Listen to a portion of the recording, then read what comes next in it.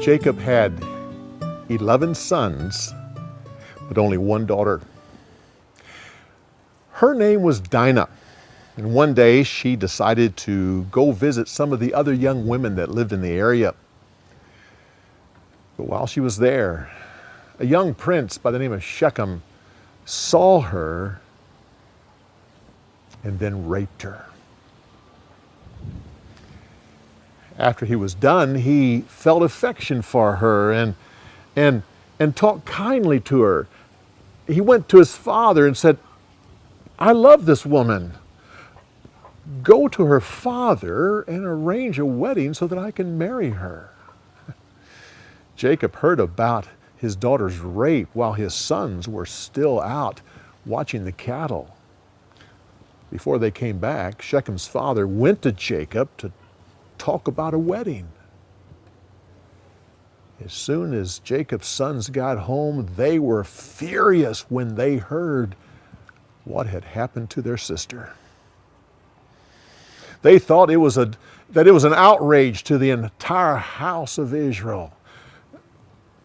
Shechem's father said, "Try to look at the good that could come from this. My son loves your daughter. Let them get married, and then we will give our daughters for your people to marry." Shechem spoke up and said, I'll do anything for the privilege of marrying your daughter." Well, the sons of Jacob had an idea of how they could get revenge. They said, "Oh, well, it's not possible for us to give our women to your men because none of you are circumcised. That would be a disgrace to our people. But if all of your men were circumcised, then we could give you Dinah, and we could take your daughters as our wives. But if you refuse that, then we will take Dinah and leave." Well, Shechem and his father were pleased when they heard these terms. They went back and met with the men of their town, told them the arrangements, and said, "This is a good deal for us. These people have a lot of possessions. In time, they'll all belong to us. All we have to do is be circumcised." So the men immediately agreed and were circumcised.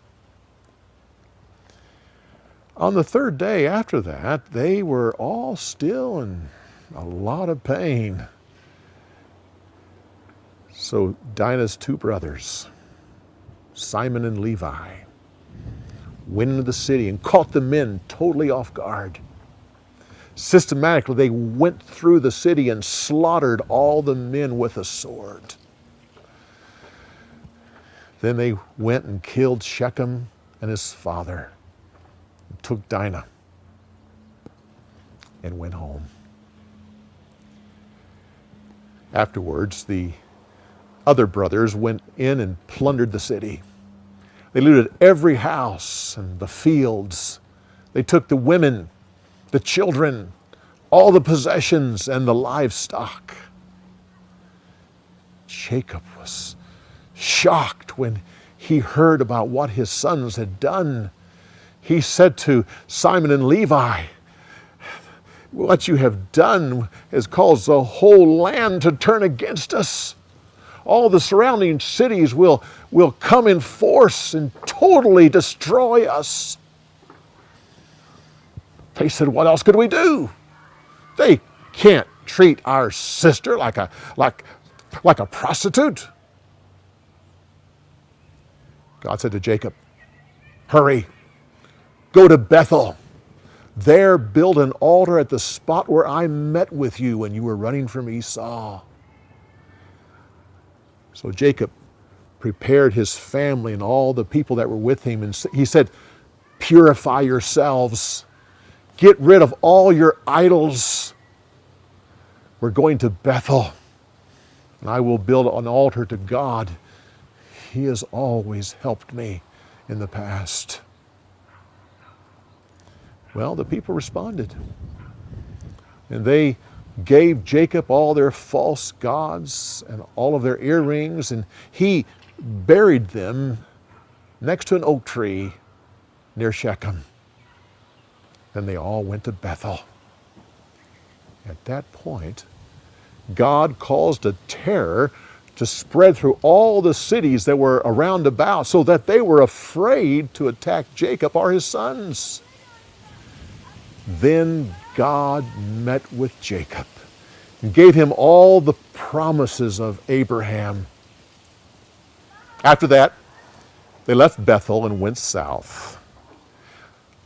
Along the way, Rachel died, giving birth to Jacob's 12th son, Benjamin.